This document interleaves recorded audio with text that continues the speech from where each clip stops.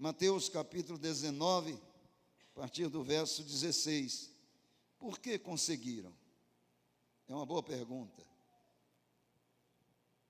E é o tema. Por que conseguiram? Por quê?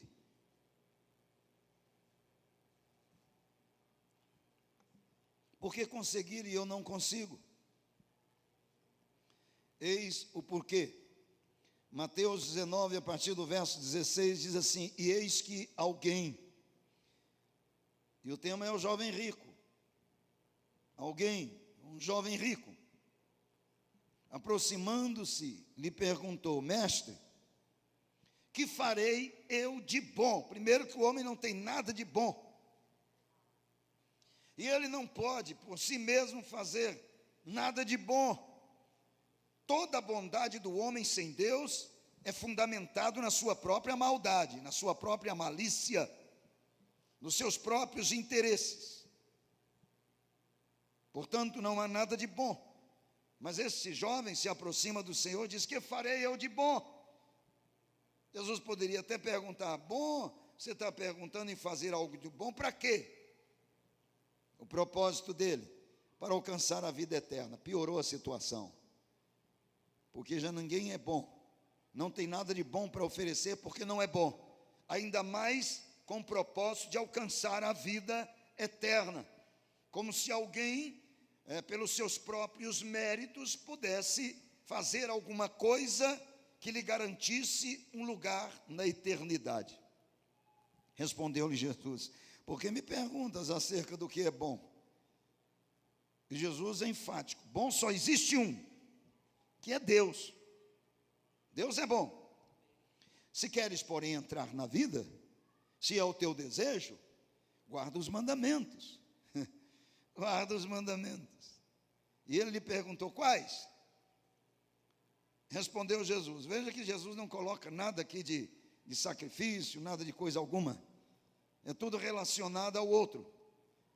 Então respondeu: não matarás, isso é não mate o outro não. Não adulterarás, não adultera contra o outro não. Não furtarás, não furta o outro não. Não dirás falso testemunho contra o outro não.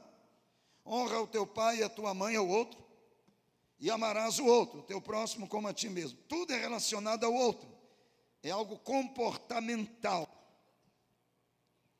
Aí replicou-lhe o jovem, que havia estudado todo o catecismo: tudo isso tenho observado. E que me falta ainda, para que eu alcance a vida eterna? Disse-lhe Jesus: se queres ser perfeito, porque a vida eterna é para os perfeitos, vai e vende os teus bens e dá aos pobres, aí terás um tesouro no céu. Veja bem, Jesus diz: vende os teus bens, dá aos pobres, e você vai adquirir um tesouro no céu. Até aí tudo bem, mas não era a vida eterna.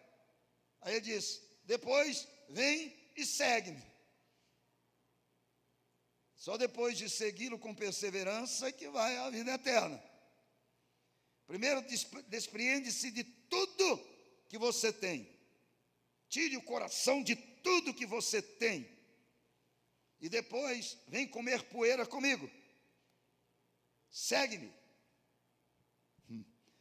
Tendo, porém, o jovem ouvido esta palavra, retirou-se triste, por ser dono de muitas propriedades.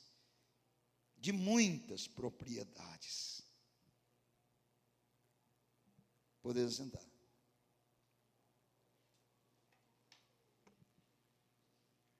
Muitos têm perdido aquilo que, às vezes, até no seu coração, parece partilhar um desejo enorme.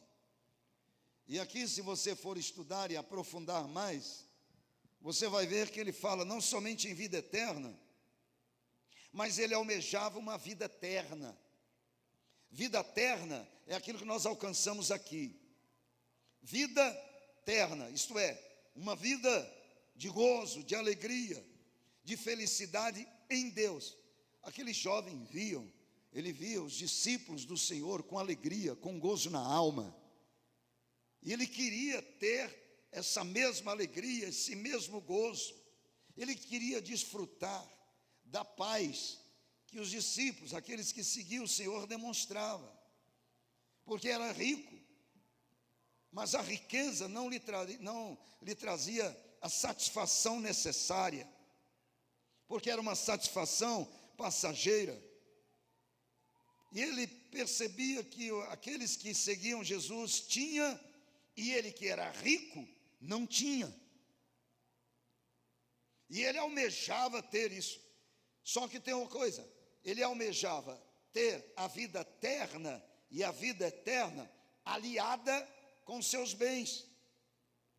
Não tem como colocar o coração nas duas coisas. Ou é uma coisa, ou é outra coisa.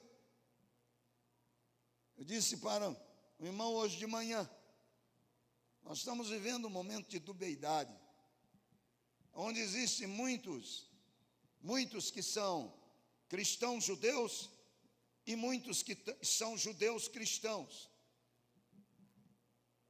E ele aceitou isso assim como se, eu percebi, como se fosse algo tranquilo, é uma verdade. Isso é bom. Ele não entendeu como não sendo uma coisa boa. Não existe essa de cristãos judeus e judeus cristãos, judaizante cristão e cristão judaizante. Não existe essas duas coisas, ou é uma ou é outra. Não tem como você desejar enormemente a graça de Deus e ao mesmo tempo se sujeitar à escravidão da lei. Não existe. Aqueles que obedecem à lei da graça caiu, e o sacrifício de Jesus de nada lhes aproveita. Então significa, estão perdidos, porque a lei não salva ninguém, a lei não justifica ninguém. A lei aponta o meu, o seu e o nosso pecado, mas não justifica ninguém. Então, ser cristão judaizante não funciona, ou é uma coisa ou é outra. E nem tampouco ser um judaizante cristão, nem uma coisa e nem outra. Ou você é cristão, cristocêntrico, tem uma vida cristocêntrica, ou você é um judaizante. Mas não pode ser as duas coisas, não funciona. Esse jovem, ele queria a vida eterna aliada à abundância dos seus bens. Eu tenho falado muito nisso aqui, e muitas pessoas, eu sei que não gostam de que seja dito e tal, porque muitas pessoas, elas querem prosperar, e a prosperidade não é pecado. Prosperidade não é pecado. O pecado é colocar o coração na prosperidade. Aí é pecado. Entendeu? Esse jovem, na verdade, era um jovem próspero, um jovem rico, mas o problema não estava na sua riqueza, o problema estava no seu coração. O coração estava preso às suas riquezas. Era uma vida que não sabia abnegar-se ou renunciar coisa alguma. Ora, se alguém não sabe renunciar ao seu próprio pertence, como vai renunciar à sua própria vida? Não vai renunciar nunca. Como que alguém não consegue se abnegar de coisas perecíveis? Não vai sobrar nada disso. Vai abnegar-se da sua própria vida para servir ao Senhor. A questão aqui não era aprender no catecismo, como esse jovem aprendeu. Jesus disse: obedeça aos mandamentos. Aprendi isso desde a minha infância. Em outras palavras, eu obedeço o catecismo todinho. Quem lembra do catecismo? Levante a mão bem alta, sem ficar com vergonha não. O catecismo, não é não? Você tinha que crismar. Então você tinha que aprender o catecismo. Quem sabe alguém até tem catecismo em casa, até hoje. Quem tem catecismo em casa?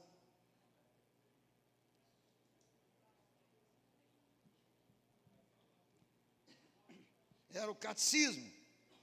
Tem que crismar. Eu, como, por exemplo, eu não sei o que aconteceu. Não, eu sei. Meu pai desviou, né? Desviou. Era da presbiteriana ali da Vila Bajá. Eu tinha o quê? Uns 5, 6 anos. Relampejos da vida. Meu pai mudou para longe, foi lá para o Dergo, morou no Dergo. O Dergo era longe. Lá não tinha nem rua, só tinha trieiro. Comprou um lote lá, construiu um barracão, nós fomos morar lá. E ele desviou. Ele era um servo de Deus daquele eu lembro direitinho. E naquela época, na igreja presbiteriana, tinha até o fumódromo. Fumódromo.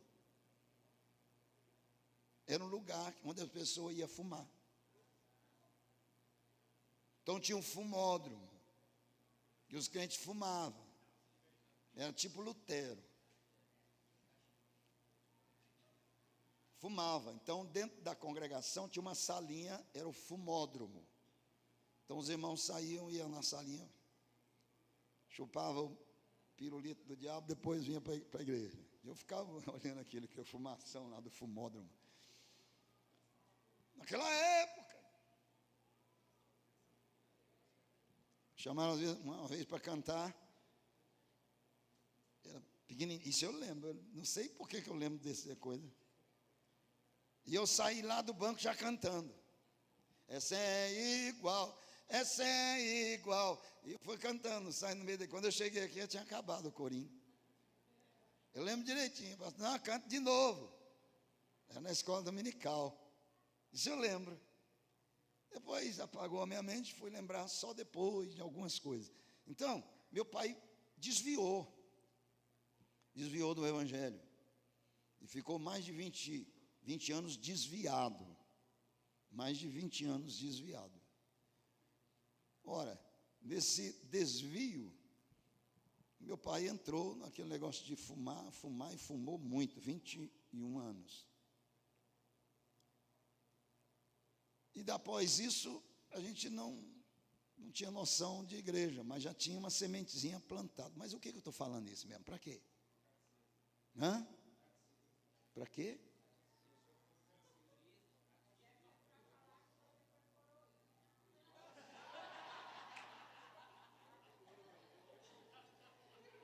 Eu não fui coroinha. Não, coroinha foi só o irmão ali, ó. Irmão Cláudio. Irmão Cláudio foi coroinha. E ele fala até das roupinhas que ele vestia, de coroinha. Mas eu não cheguei a ser coroinha. Mas aí, nesse desvio do meu pai, minha mãe desviou também a mente, né? Do evangelho. E sabe o que aconteceu? Puseram na cabeça dela de que, na verdade, eu não era batizado, porque não era mesmo, né? Não se batiza criança na igreja evangélica, não era batizado. Aí falaram para ela que quem não é batizado é pagão. Seu filho é pagão. Se ele morrer pagão, ele vai arder no fogo do inferno. Aí a minha mãe resolveu que eu tinha que batizar. Sabe quantos anos eu batizei na igreja católica? Eu não tinha nem 12 anos direito. É impressionante isso aí. Já aquele moção lá, botou uma cabeçona lá. Aí eu fui batizar. Entendeu? Eu lembro que eu fui batizar. Aí depois eu tive que crismar. Para crismar eu tinha que estudar o catecismo. E aquelas figuras que vem no catecismo, né? Aquela coisa, assim e tal. Aquilo ficou gravado na minha mente. Aí estudei catecismo para poder crismar. É impressionante. Então eu fui batizado lá, fui crismado lá. Entendeu?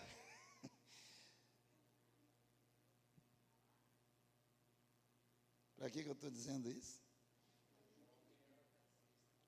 Era o quê?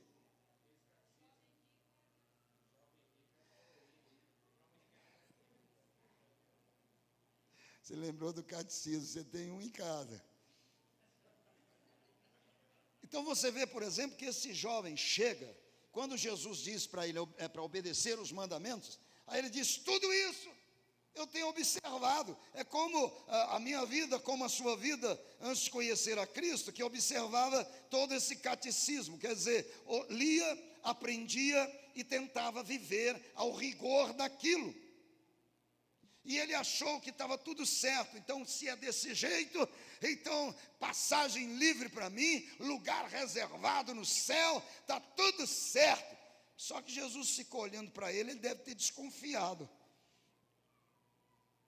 Não é? Jesus ficou olhando para ele, quem sabe aquela alegria indizível. Então agora, já que o Senhor falou do mandamento, eu cumpri tudo isso desde a minha infância, que eu sou educado na lei. Então desde a infância eu aprendi a fazer isso, fazer aquilo, tudo o Senhor disse. E Jesus ficou olhando para ele.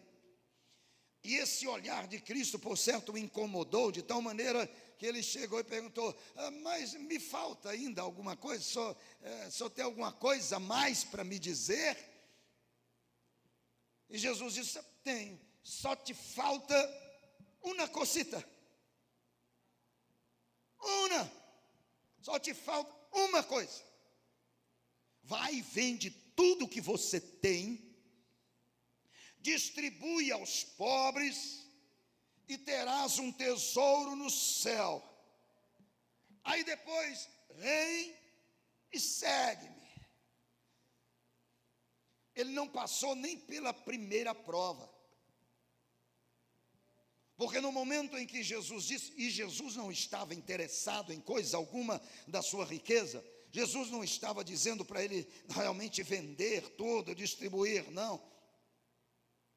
Jesus estava fazendo uma prova com ele, para mostrar para ele que, na verdade, preso a todos os seus bens, preso a todos os seus pertences, preso a todas as facilidades que a riqueza lhe dava, ele não tinha a mínima possibilidade de desfrutar da alegria e do gozo daqueles que caminham para a eternidade com o Senhor. Eles não tinham a mínima possibilidade de desfrutar da plena realização em Cristo Jesus, se não se tornasse abnegado destas coisas. E ele disse: vai e vende tudo o que tem, pronto, acabou, você vai ter um tesouro no céu, transfere o seu tesouro aqui, desse lugar aqui, para a glória, e depois vem e me segue. Você vai aprender a andar comigo, você vai aprender a se sacrificar, você vai aprender a renunciar todas estas coisas, aí você vai se realizar, verdadeiramente você vai se realizar. Quando o jovem ouviu isso, por certo ele imaginou as suas fazendas, quem sabe imaginou o seu gado, quem sabe imaginou tudo aquilo que a própria riqueza lhe dava, não é?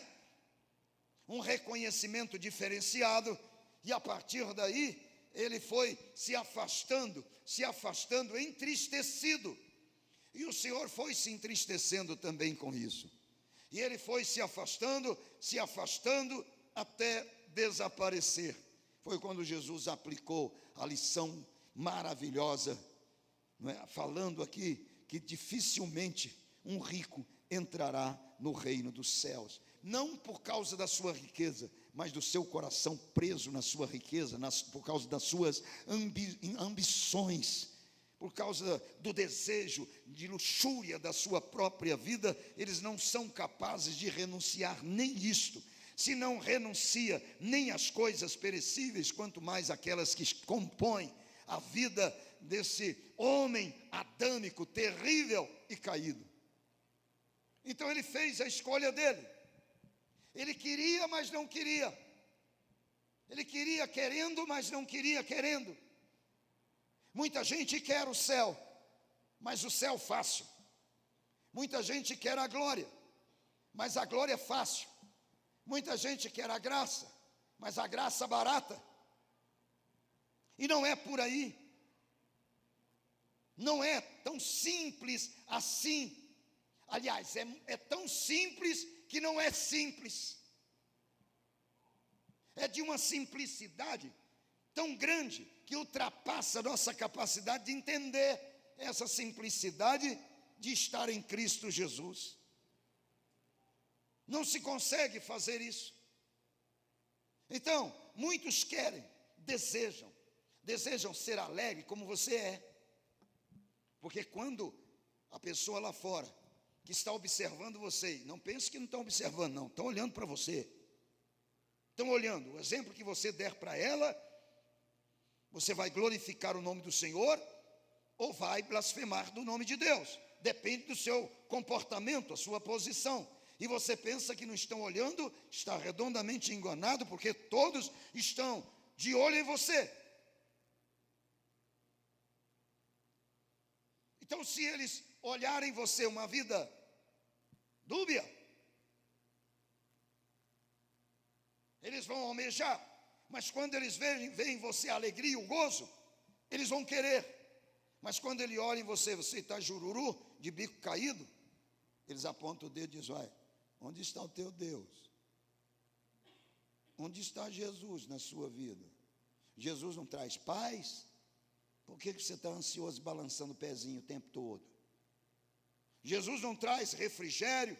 Por que você não vive esse refrigério? Uai, Jesus não é alegria? Por que você fica murmurando o tempo todo? Jesus não é o teu ajudador? Por que você está lamentando? Esse testemunho faz com que o nome do Senhor seja blasfemado no meio dos gentios.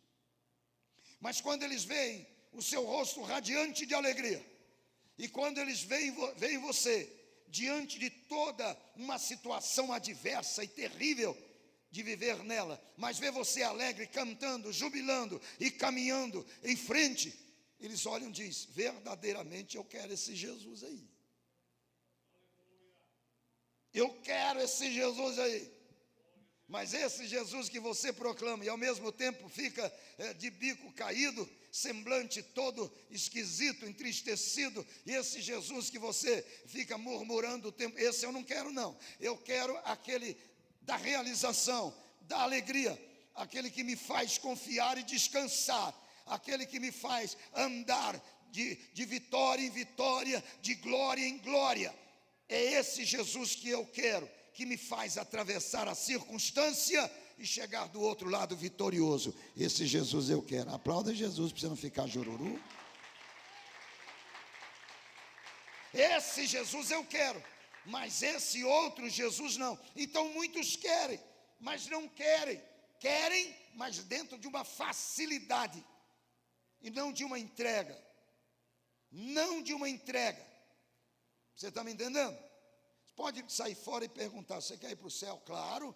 Pergunta qualquer uma aí fora: você quer ir para o céu? Claro. Querer todo mundo quer,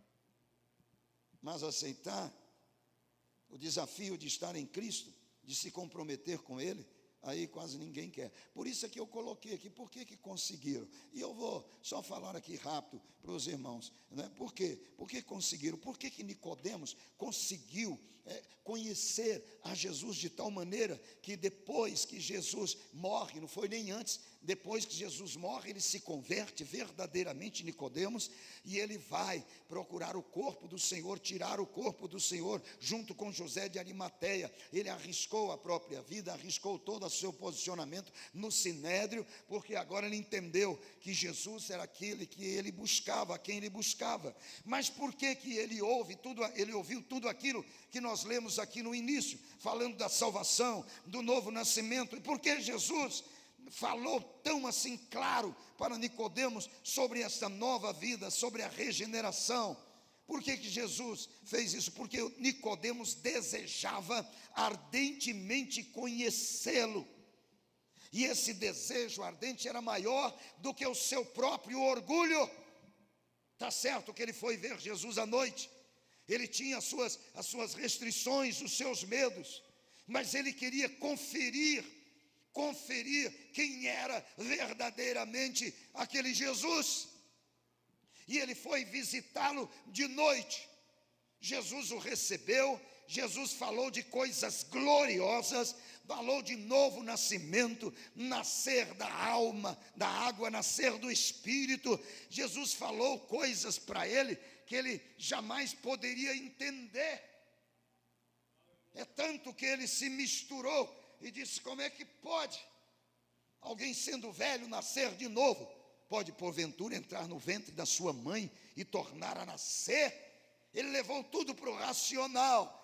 E Jesus pacientemente explicou tudo para ele. Sabe por quê? Porque ele desejou, ele quis ardentemente conhecer, ele queria saber. Sabe por que muitos conseguem? Muitos conseguem porque o desejo de conhecer a Cristo é muito maior do que o seu próprio orgulho, é maior do que o seu próprio eu, e eles querem conhecer. E aqueles que querem conhecer a Jesus, Jesus se revela a ele, Jesus mostra o caminho seguro, Jesus mostra como deve segui-lo, e a partir daí desfrutar de todas as bênçãos de Deus.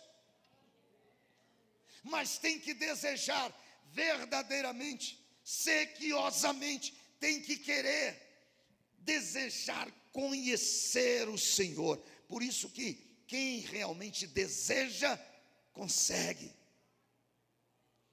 Ah, só tem alguma prova disso? Tenho. O eunuco veio de onde? Da Etiópia. A Etiópia fica onde? Na África, no Egito. É todo o continente africano. Ele saiu e veio até Jerusalém para adorar o Deus de Israel. Mas ele era o quê? Ele era o quê? Eunuco. E o que tem isso a ver? Isso tem a ver que o Senhor proibiu terminantemente os moabitas e os eunucos de entrarem lá em Jerusalém para cultuá-lo, oferecer ofertas a Deus. Era terminantemente proibido. Não importa se ele era o primeiro ministro da finança da rainha Candace, não importa. O que importava é que ele era proibido de entrar como os demais para oferecer sacrifício e adorar ao rei de Israel. Estava na lei. Significa, ele fez uma viagem tão longa com a sua comitiva, sabendo que não teria oportunidade de ofertar ao Senhor, não teria oportunidade de oferecer sacrifícios a Deus de Israel e conhecer mais o Deus glorioso e poderoso, Deus de Israel. Então sair de um lugar tão longe para adorar a Deus, e sabendo que não poderia, que eles não iriam permitir, é desolador. É desolador. E havia uma proibição mesmo. Nem os moabitas e nem os eunucos. Portanto, ele veio e não pôde adorar a Deus. Não pôde. Mas ele veio sequiosamente conhecer o Deus de Israel. Ele veio adorar o Deus de Israel. Ele não estava adorando os deuses lá da sua nação. Ele adorava o Deus de Israel. Ele queria o Deus de Israel. Eu estou provando para você que aqueles que buscam de maneira ardente conhecer o Senhor, Deus não o despreza. Deus jamais vai desprezar aqueles que o buscam. Buscar-me-eis e me achareis, quando me buscardes de todo o vosso coração, e eu serei achado de vós, diz o Senhor. Ele não pôde adorar a Deus, mas Deus não o desprezou. É tanto que tira Filipe de uma grande obra em Samaria, toda a cidade, toda a região de Samaria prostrando-se aos pés de Jesus. A igreja cresceu tremendamente em Samaria, uma obra magnífica de sinais, prodígios e maravilhas. E Deus diz a Filipe: larga tudo aí. Larga tudo aí. Parafraseando, é mais ou menos assim: Filipe, sim Senhor, larga tudo aí e vai em busca de um coração sedento, que veio para me conhecer, que veio para me adorar. Mas os homens não o deixaram chegar a mim, mas agora você vai até ele, porque ele é meu. E Filipe sai de Samaria. Para onde, Senhor? Vai para uma estrada que desce lá de Jerusalém, viu, Filipe? Para Gaza. Gaza, naquela região mesmo. desce de Jerusalém para Gaza. Olha, a estrada está deserta, viu, Filipe? Filipe nem perguntou se está deserto ou fazer o que lá. Não, ele sabia que quando Deus manda um propósito, amém? Quando Deus manda um propósito, amém? Repete comigo agora, vai escolinha. Quando Deus manda, há um propósito. Você não falou. Quando Deus manda, há um propósito. Então, se Deus manda e há um propósito, eu não discuto com Deus. E foi assim que Filipe fez. Mas sabe por quê? Porque aquele homem estava buscando sedentamente a Deus. Quando o coração arde de vontade de conhecer o Senhor, Deus se revela. Ele envia um servo dele, ele fala dele para você, e a partir daí ele te coloca em comunhão com Deus, porque aquilo que ligares da terra será ligado no céu, aleluia. Veja, a autoridade minha, a autoridade sua, aquilo que você ligar aqui na terra será ligado no céu, e o que você desligar aqui na terra será desligado no céu. Então você é esse elemento preciosíssimo de Deus para ligar estas pessoas que ardentemente buscam. Quem busca, acha. E Filipe foi. A estradinha deserta. Ninguém. Eu não sei quanto tempo ele esperou. Mas não foi pouco tempo, não. Tenho certeza. E às vezes o tempo de espera para cumprir o propósito de Deus não é instantâneo, demora. E esse demorar me leva a uma coisa só: ou eu persevero, ou eu desisto. O pior é que a maioria desiste. A maioria desiste. É um propósito de Deus. Se é propósito de Deus, eu não discuto. Mas pode ser que a demora me faça desistir, perder a bênção por desistência. Mas quem persevera, colhe os frutos. E ele perseverou, até que veio uma comitiva. Ele olhou, uma comitiva, deve ser ali. E quando vem a comitiva, ele está ligadão em Deus. Ligadão em Deus. Porque, meu irmão, toda obra que você for fazer tem que estar ligadão em Deus, porque quem dá a ordem é Ele, quem capacita é Ele. Ele não sabia quem era. Quando a comitiva foi passando, e comitiva levando o homem mais poderoso de lá, você acha que a comitiva ali, não, muita segurança.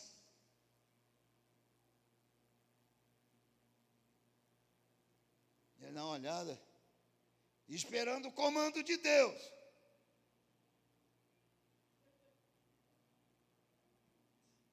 De repente o Senhor diz: agora aproxima-te daquele carro. Sim, Senhor. Eu não sei o que eles vão fazer comigo, mas o Senhor mandou, está mandado. Vamos lá. Você acha que foi fácil para Filipe aproximar daquele carro?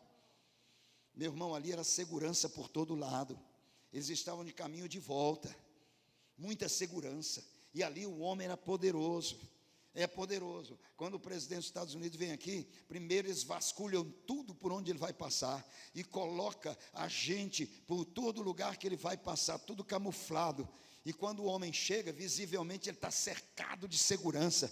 Sabe como é que é o negócio? E o carro dele, meu irmão, pode jogar um bum, que não atravessa, blindado até as rodas. Sabe por quê? Porque é o homem mais poderoso dos Estados Unidos e talvez do mundo. Então não é fácil se aproximar de uma comitiva dessa, não. E quem tenta aproximar, a primeira coisa que vai encontrar é os homens de óculos de Ray-Ban, né? Você já viu que todo tem um óculos Ray-Ban, entendeu? E os caras olham assim: eu vou mandar você, meu irmão, é melhor nem chegar perto. Nem chegar perto, porque ali está assim, ó, a atenção está num curisco, entendeu? Então os caras de óculos Ray-Ban, meu irmão, ficam em volta, e não é pouco não, e a maioria com terninho preto, eu não sei porquê, né? mas todo mundo terninho preto.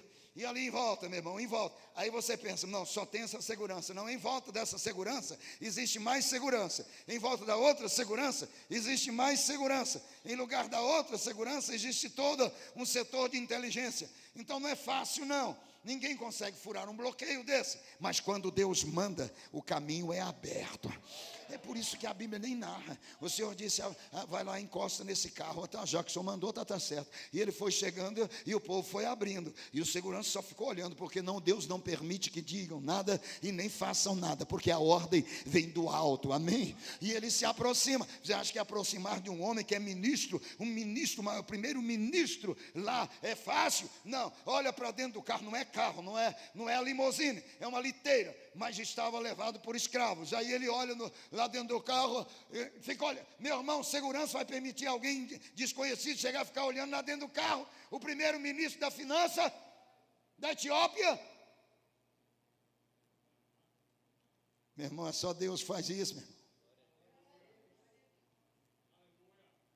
Só Deus. E parecia que ele era um velho conhecido. Era um velho conhecido. Ninguém conhecia Filipe. Mas o Senhor é poder. Quando Deus manda, Ele abre caminho. E abriu o caminho. E ele chega e olha lá para dentro ainda. E o homem olha para ele.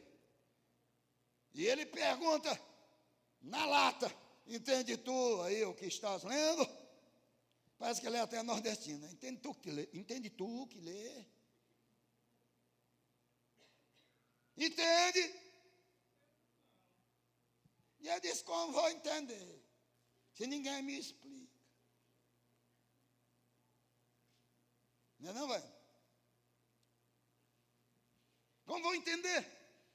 Se ninguém... Olha, a pergunta é direta e a resposta também é como se já se conhecesse. Entende tu o que lês?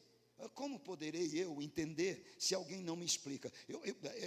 Parafraseando, eu estou lendo aqui o pergaminho do profeta Isaías, porque foi a única coisa que eu consegui comprar. Eu vim na minha terra para adorar a Deus, não deixaram, estou indo embora, frustradão. Mas eu comprei pelo menos um pergaminho. Pergaminho não era para qualquer um comprar, não, só quem tinha muito dinheiro. E ele comprou o pergaminho era do profeta Isaías. E ele dizia, eu estou lendo aqui, né, Isaías 53 aqui, eu estou lendo aqui, mas eu não estou entendendo isso aqui. Ele está falando, o profeta está falando dele mesmo, ou está falando de outro, que foi levado como ovelha para um matadouro, não abriu a sua boca e tal. Ele está falando dele ou de outro? Boa deixa, não é? Isso é obra do Espírito de Deus. Era uma deixa, e através dessa deixa ele começou a falar de Jesus Cristo. Isaías estava falando do Cordeiro de Deus que tira o pecado do mundo. Em outras palavras, é esse que você veio buscar, é esse que você tem sede dele, Deus, é esse que você quer conhecer, é o Cordeiro de Deus que tira o pecado do mundo. Esse é Jesus, o Cristo de Deus, que foi crucificado aqui pelos nossos pecados, sim, sofreu pelos meus pecados, o seu pecado, e é esse que traz alegria, gozo e realização para a vida do homem, porque ele é o salvador da sua alma.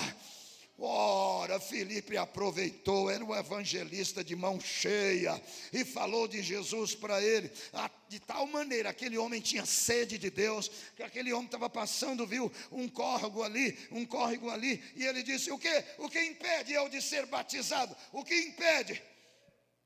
Olha a sede do homem. Por certo, Filipe disse, aquele que crer nele for batizado será salvo. Porque quem crê quer ser batizado para cumprir tudo aquilo que o Senhor determinou. Quem crer e for batizado será salvo. E pensa que ele simplesmente deixou para lá esse negócio de ser batizado? Como muito deixa? Não deixou para lá não. E diz, o que me impede então de ser batizado? Você crê? Creio, eu creio. Mas se você crê, nada impede de ser batizado. Parem o carro, parem. Mas Senhor, para quê? Porque eu vou ser batizado.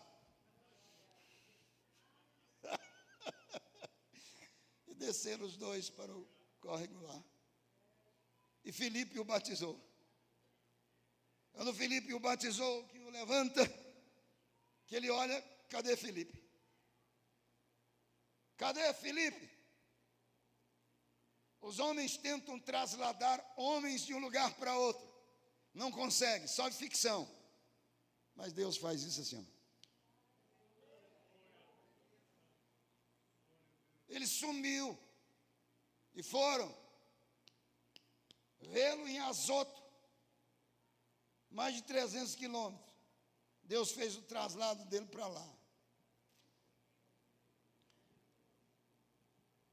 Porque um homem desejou ardentemente conhecer a Cristo. Tem que desejar, ardentemente desejar. Porque sabe por que esses conseguem? Porque desejam. Sabe por que esses conseguem? Porque a oportunidade é única.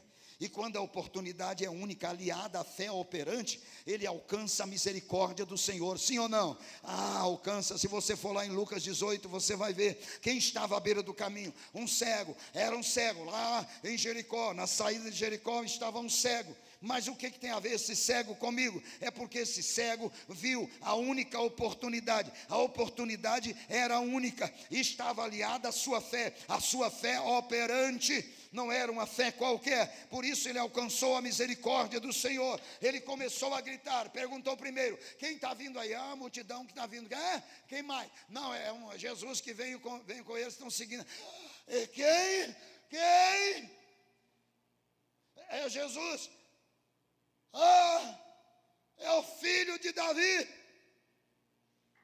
Isso é impressionante, porque enquanto muitos de olhos abertos não acreditavam ser ele o filho de Davi, o cego já sabia. Como que o cego sabia que ele era filho de Davi? Esse termo filho de Davi significa é o Messias, é o Salvador. Entendeu? Porque os profetas diziam: é o filho de Davi, este é o Messias que há de vir, este é o Salvador. E o cego que não via nada, já via tudo, e quem via tudo não estava vendo nada. Por isso que Jesus disse: eu vim para que o cego veja, e aqueles que veem, fiquem cegos. E quando Jesus foi passando, ele começou a gritar. A oportunidade era única. Talvez ele nunca tivesse outra oportunidade, meu irmão. Era única. E ele gritou. Ele não gritou: Jesus de Nazaré, Jesus de Nazaré, tem misericórdia de mim. Não, ele disse: Jesus, filho de Davi, tem misericórdia de mim. Jesus, filho de Davi. Isso aí soou nos ouvidos da multidão ali algo muito estranho. Filho de Davi, o Messias, porque muitos o seguiam por causa dos milagres. E aquele cego dizia: Jesus, filho de Davi, tenha misericórdia de mim. Mas você sabe que existe uma turminha que quando você está orando e clamando, ele chega e diz: não, abaixa o facho, não precisa ficar gritando, fazendo assim não. Para de gritar, para de clamar. Existem as vozes do para de clamar. Você lembra daquelas vozes? Fica em casa. São as mesmas. Para de clamar. E você está clamando com toda a sua alma, com todo o seu ser. Você está derramando a alma perante o Senhor. E alguém diz: para com isso, chega. Para de ficar clamando, cala a boca. Mas o cego não, era uma oportunidade única. Ele sabia: para de gritar, para de clamar, não, e ele não parava. Quanto mais eles insistiam para ele parar, mais ele gritava, mais ele queria, mais ele desejava. Amém, queridos? Porque doía era nele, o problema era com ele, e ele queria e sabia que quem estava passando ali poderia resolver o seu problema. Ele sabia que quem estava passando ali era o seu Criador. Ele sabia que quem estava passando ali conhecia tudo na sua sua vida, conhecia as suas córneas, conhecia tudo no seu olho. Quem estava passando ali é que criou todas as coisas, era o Senhor absoluto dos céus e da terra. Quem estava passando ali era o Verbo de Deus que se fez carne. Ele sabia, é o meu Salvador, é o meu Senhor, e Ele é todo poderoso. Filho de Davi, tenha misericórdia de mim. E olha que Jesus já havia passado no meio da multidão. Ele para, ele ouve o clamor de um coração sincero. Pode estar no meio de toda a tempestade, que ele ouve, aleluia.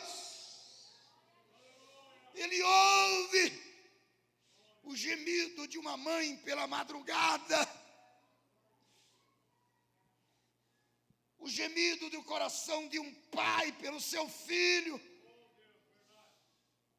Ele ouve no momento mais crucial.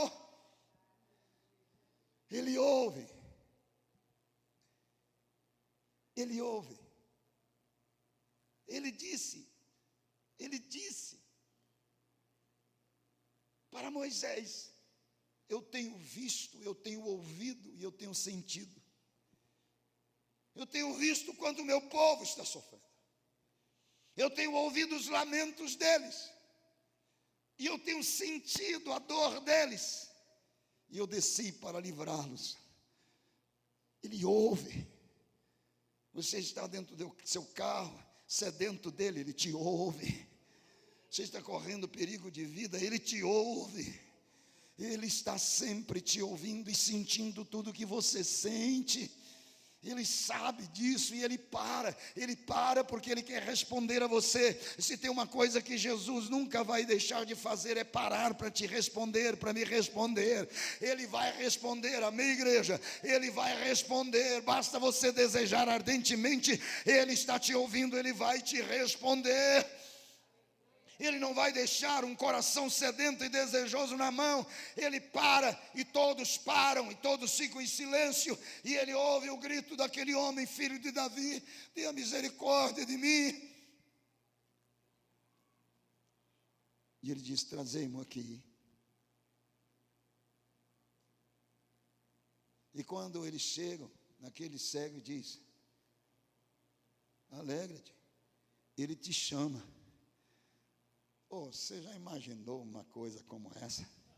Receber uma notícia dessa?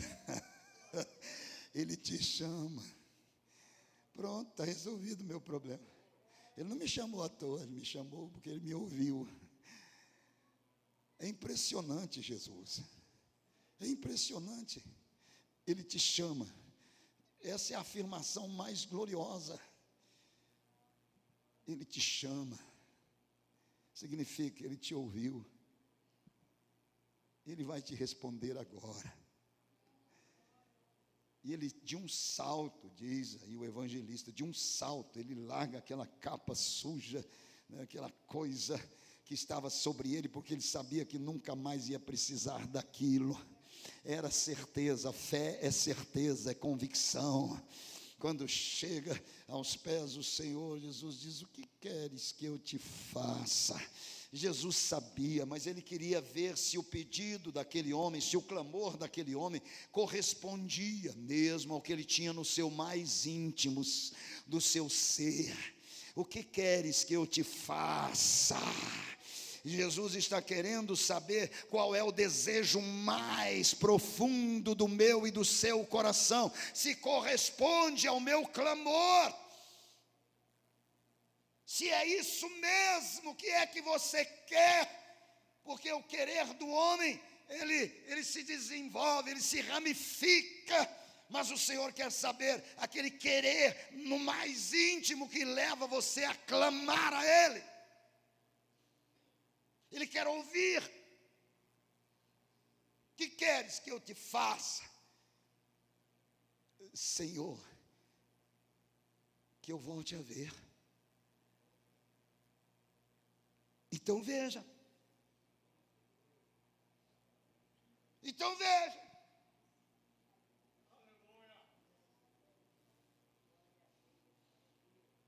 E na mesma hora, aquelas escamas caem dos olhos dele, e ele volta a ver. A tua fé, foi a tua fé, diz o Senhor.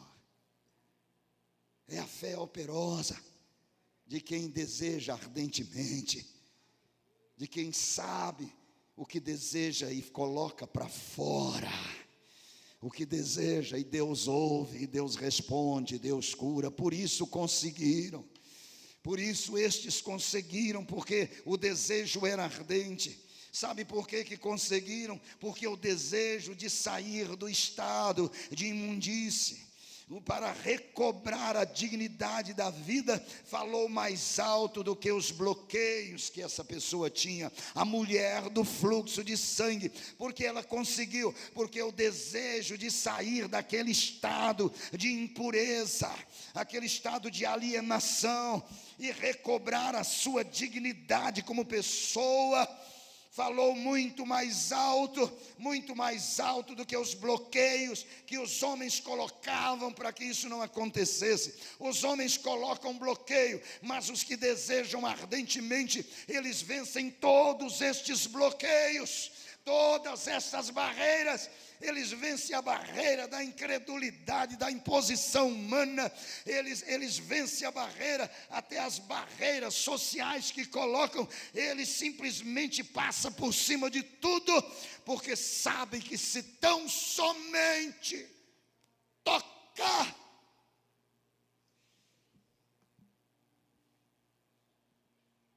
vai receber a bênção. E não era uma bênção qualquer. Não era apenas simplesmente fazer com que o fluxo de sangue daquela mulher, que há 12 anos levava ela a padecer daquilo, e a fazia impura, alienada de todos, até da sua própria família. Não era simplesmente fazer acabar o fluxo de sangue, era muito mais do que isso. Era a dignidade dela que estava em jogo, era a sua própria vida.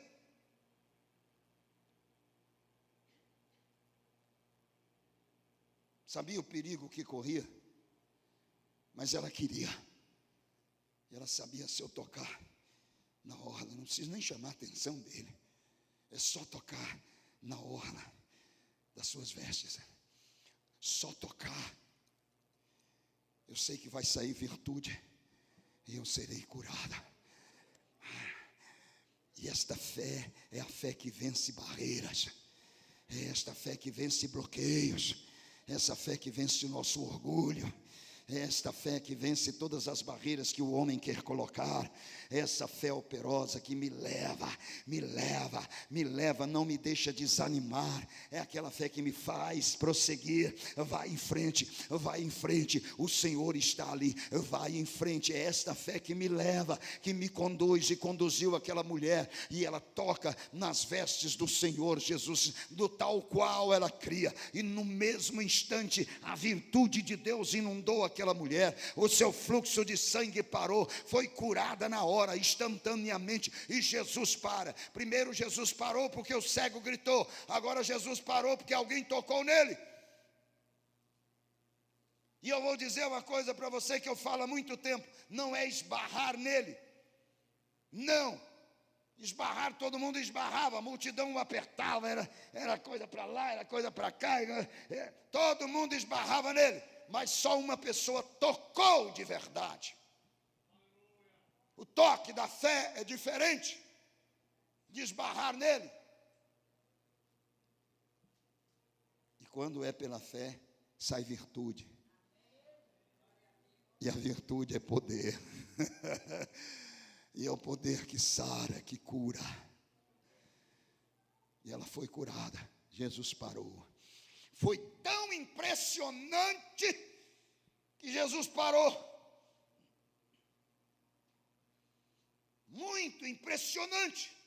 E ele não iria perder a oportunidade de ensinar baseado nisso, para um povo incrédulo que o seguia. E ele para. Jairo estava no desespero, porque a filha estava no estado terminal. Jesus: eu vou na sua casa. Mas agora ele para. E todo mundo fica preocupado, e Jairo quase desmoronando. Mas ele parou. E ele perguntou: quem me tocou? Aí os discípulos logo chegaram na cabecinha racional. Então, o que é isso? A multidão te aperta, Senhor, está cotovelando o Senhor para lá, para cá, esbarrando o Senhor para todo lado. Agora o Senhor para perguntar quem tocou no Senhor. É como se Pedro dissesse: eu vou saber. Com essa multidão aqui apertando o Senhor, eu vou saber. Ele não perguntou quem estava querendo bater minha carteira, não. Ele perguntou quem me tocou. No meio de tanta gente, ele pergunta: quem me tocou? O problema não é o toque, é a virtude que saiu. E a virtude flui do Senhor, baseado na fé. É a minha fé que faz com que a sua virtude me alcance. Ô meu irmão, é a sua fé. E ele queria saber para dar o exemplo de fé operosa. Era tão raro que ele queria contar. E a mulher com medo, porque pensou: o povo agora vai me apedrejar, porque eu avancei o sinal, e eu era uma mulher impura, e esse povo agora, eu toquei nesse povo, eles vão dizer que ficaram impuros por minha causa, e vão querer vir contra mim. E a mulher ficou naquela: falo, não falo, me apresento ou não me apresento. Mas a fé operosa que está na luz, a luz revela estas obras magníficas sem temor. Ela disse: fui eu, Senhor, fui eu. E eu toquei no Senhor, e contou toda a sua história, e disse o porquê que foi procurá-lo. E Jesus olhou para aquela mulher e disse: filha, tu estás curada, a tua fé te salvou, vai em paz. Curada e salva. Alcançou por quê? Porque desejou ardentemente. Não vou nem continuar. Só alcança quem deseja ardentemente, quem quer, quem sabe que a oportunidade é única, quem sabe que o que Deus manda tem que ser feito. Esses que desejam ardentemente, Deus o acolhe, Deus o abraça, e Deus opera na sua vida. Quem é de Deus, aplauda o Senhor.